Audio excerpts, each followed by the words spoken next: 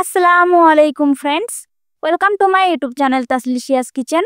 আজ আমি আপনাদেরকে একটু ভিন্ন স্টাইলে পমফ্রেট মাছের রেসিপি করে দেখাবো। ভিডিওটি শুরু করার আগে আমি কিছু সুন্দর কমেন্ট পড়ে নেব। ফিশ ওয়ার্ল্ড নামের কোন একটি অ্যাকাউন্ট থেকে এক দাদা কমেন্ট করেছেন, খুব সুন্দর ভিডিও, থ্যাংক ইউ দাদা।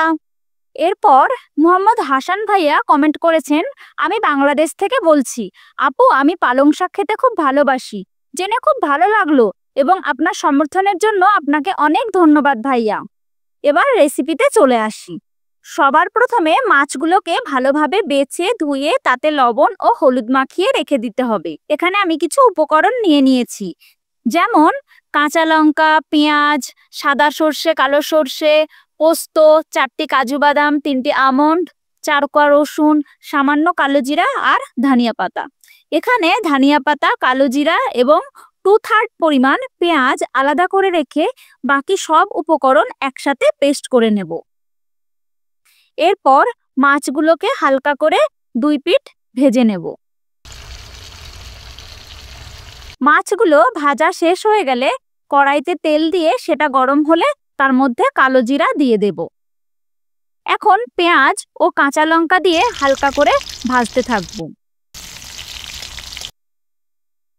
পেঁয়াজ ও কাঁচা লঙ্কা হালকা ভাজা হয়ে গেলে তার মধ্যে হলুদ ও লঙ্কা গুঁড়ো দিয়ে দেব। এখন ভালো করে মিক্স করতে হবে।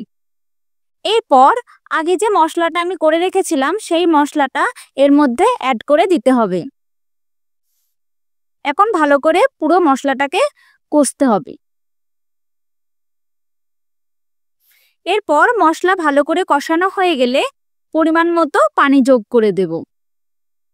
পানি ফুটতে শুরু করলে কিছুক্ষণ পর ভাজা মাছগুলোকে ঝোলের মধ্যে দিয়ে দেব।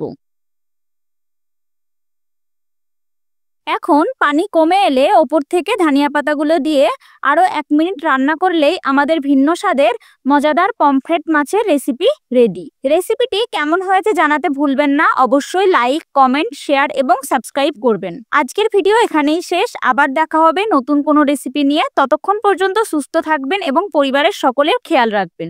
Thanks for watching.